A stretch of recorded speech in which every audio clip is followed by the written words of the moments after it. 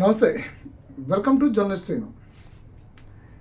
Jaganmohan Reddy Anakapalli Narsipatnam medical college పర్యటనకి ప్రభుత్వం అంటే పోలీసులు కొన్ని షరతులతో కూడినటువంటి అనుమతిని ఇచ్చారు.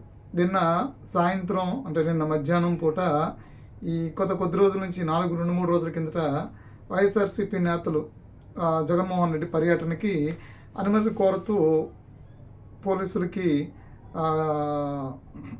అప్లై చేసుకున్నారు. సో దానికి సంబంధించి పోలీసులు ప్రస్తుత పరిస్థితుల్లో లా అండ్ ఆర్డర్ సిచ్యువేషన్స్ దృష్టిలో పెట్టుకుని వీళ్ళు అడిగినటువంటి వాటిని ఇవ్వలేము అని చెప్తూనే కొన్ని షరతులతో కూడినటువంటి అనుమతులు ఇచ్చారు. సో ఈసారి ఇప్పుడు పోలీస్ వర్సెస్ జగన్మోహన్ రెడ్డి లేదా police versus YSRCP party, police versus YCP నాయకులు అనేలాగా రేపు పర్యటన ఉండబోతుందా? ఎందుకంటే నిబంధనలను అతిక్రమించి ప్రజలను రెచ్చగొట్టే ధోరణిలో జగన్మోహన్ రెడ్డి పర్యటన దాదాపుగా కొనసాగుతుంది. పోలీసులు చాలా క్లియర్గా చెప్పారు, ప్రభుత్వ ఆస్తులు కానీ ప్రైవేట్ ఆస్తులు కానీ, వ్యక్తుల ప్రాణాపాయ స్థితి కానీ, గాయాలు కానీ, చట్ట వ్యతిరేక కార్యక్రమాలు కానీ, రెచ్చగొట్టేటువంటి వ్యాఖ్యలు కానీ, లేదా జన సమీకరణ కానీ, వాహనాలకి అనుమతులు మించి వస్తే కానీ వీటన్నిటికీ సంబంధించి యాక్షన్ తీసుకుంటాము. అంటే ఇది దాటితే మా పోలీసు నిబంధనలను అతిక్రమిస్తే కనుక వెంటనే కేసులు పెడతాం అన్నారు. సో ఈ వైసీపీ నాయకులు ఎవరు కూడా ఈ పోలీసు నిబంధనలు ఏవైతే ఉన్నాయో వాటిని ఏది కూడా తోచా తప్పకుండా ఆచరించేటువంటి వ్యక్తులైతే మాత్రం కాదు, 100% కాదు. కాదు పోలీసులు ఇచ్చినటువంటి నిబంధనలు ఏవైతే ఉన్నాయో వాటిని 100కి 100% ఆ నిబంధనల్ని తొంగలో దొక్కి మరి పెద్ద ఎత్తున ర్యాలీలు తీస్తారు, రప్ప అంటూ ఫ్లంక్ కార్డ్స్ పట్టుకుంటారు, కాన్వాయ్ రోడ్ షో చేస్తుంది. జగన్మోహన్ రెడ్డి యాజ్ యూజువల్గానే ఎప్పట్లాగానే బయటకు వచ్చి అభివాదం చేస్తాడు. ఎందుకంటే ఎంత ప్రమోషన్స్ కోవటం అంటే వైసీపీ ప్రమోషన్ కోసం ఆయన ఎప్పటిలానే అభివాదం చేస్తాడు. ఆ చుట్టూ పోగు చేసుకొచ్చినటువంటి ఈ జన సమీకరణ చేసినటువంటి వాళ్ళు ఎవరైతే ఉన్నారో, లేదంటే కనుక ఈ వైసీపీలో కొంతమంది ఈ కరుడు కట్టినటువంటి కార్యకర్తలు అని చెప్పా కదా, అంటే వాళ్ళు ఎందుకు వస్తున్నారో వాళ్ళకు కూడా తెలియనటువంటి వ్యక్తులు, అంటే రావాలి ఏదో విధ్వంసులు సృష్టించాలి, అంటే కూటమి ప్రభుత్వం మీద వ్యతిరేకతో, అంటే మంచి మీద వ్యతిరేకంతో, ప్రభుత్వం మీద వ్యతిరేకంతో జగన్మోహన్ రెడ్డి మద్దతుగా నిలబడాలి అని చెప్పని వచ్చే క్రమంలో ఆ కాన్వాయ్ దగ్గర నెట్టుకుపోవడం కానీ, ఈ నెట్టుకుపోయే క్రమంలో ఏమవుతుందంటే అమాయకులైనటువంటి వీళ్ళు జన సమీకరణ తీసుకొచ్చి వచ్చిన అమాయకులైనటువంటి ప్రాణాలు పోతాయి. ఏది ఈ సింగయ్య ప్రాణం పోయినట్టు.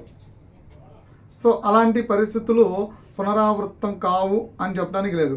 100% ఆ పరిస్థితులు పునరావృతం అవుతాయి, పునరావృతం చేస్తారు. మరి పోలీసులు చెప్పిన విధంగా అంటే వెంటనే ఇమీడియట్గా కేసులు కడతాము అని చెప్పారు.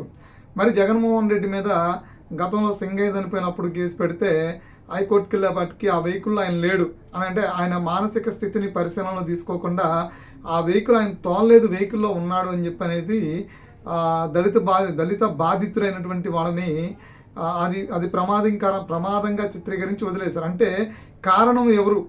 మానసిక స్థితి. అంటే అభివాదం చేయడం ద్వారా, జనాలను రెచ్చగొట్టడం ద్వారా, వాళ్ళందరూ ఒక్కసారిగా తోసుకురావడం ద్వారా సింగయ్య ప్రాణాలు కోల్పోయాడు అనేది లేదు. జస్ట్ ఆ టెక్నికల్ పాయింట్ ఒకే ఒక పాయింట్ స్వేచ్ఛగా చెప్పేసినటువంటి పరిస్థితి ఉంది. ఆయన ఆ వెహికల్ దోలతో నడపట్లేదు కదా అని. సో సేమ్ టైం ఇప్పుడు రేపొద్దున కూడా ఎలాంటి సంఘటనలో పునరావృతం అయితే పోలీసులు ఆయన మీద ఎమ్మటనే కేసులు కడతామని చెప్పారు. మరి ఆ కేసులు కట్టిన తర్వాత ఆ కేసులు ఎంతవరకు ఇదవుతాయి అంటే ఏదో ఇచ్చినటువంటి అనుమతుల్ని ఆ నిబంధనల్ని వ్యతిరేకించి ప్రవర్తించారు కాబట్టి నామమాత్రపు సెక్షన్తో కేసులు కడతారు. వాటి వల్ల జగన్మోహన్ రెడ్డికి పోయేదేమీ లేదు. కానీ ప్రజలు ఎవరైతే అక్కడికి వీళ్ళు తోడుకొస్తున్నటువంటి ప్రజలు ఎవరైతే ఉన్నారో వాళ్ళకి నష్టం జరుగుతుంది. అంటే స్వచ్ఛందంగా వచ్చి వాళ్ళు ప్రాణాలు పోగొట్టుకుంటూ నేరమే. అదేవిధంగా వీళ్ళు తోడుకొచ్చి మరి వాళ్ళ ప్రాణాలు తీసేయడం కూడా ఒక విధంగా అది అంతకు మించి నేరం. వాళ్ళే తీసుకొస్తున్నారు, వాళ్ళకి ముందు ఇచ్చి బిర్యానీ ఇచ్చి కాస్త డబ్బులు ఇచ్చి ఆశ కల్పించి ఆ పూట పని మానిపించి వాళ్ళ దోడుకు వస్తున్నారు.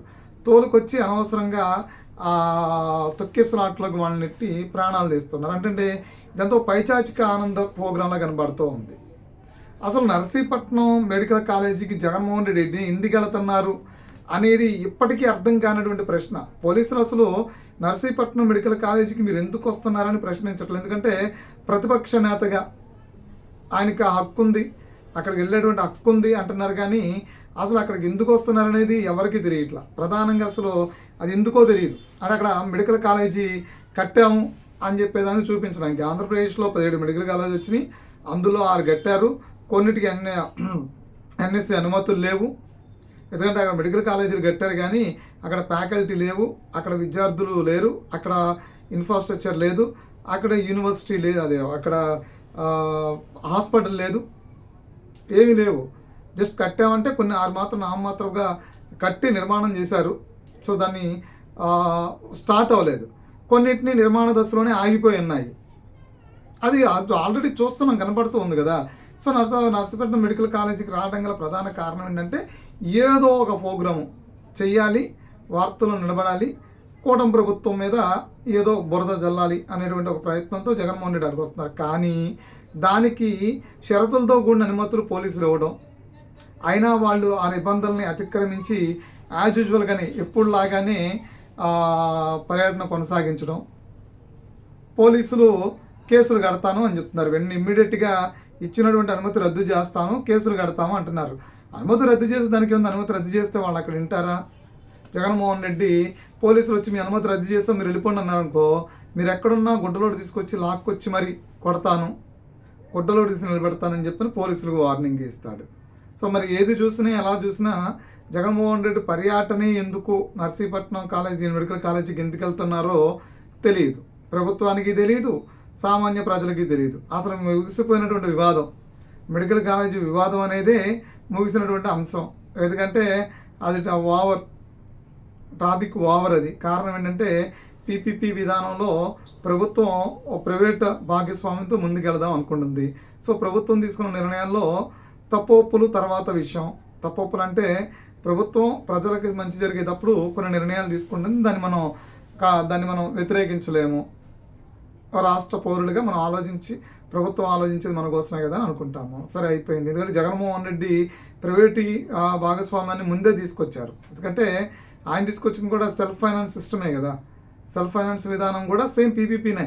ఆయన తీసుకొచ్చినప్పుడు కూడా యాక్సెప్ట్ చేసినప్పుడు ఈ ప్రభుత్వం తీసుకొచ్చినప్పుడు యాక్సెప్ట్ చేస్తాం. సరే అది అయిపోయింది.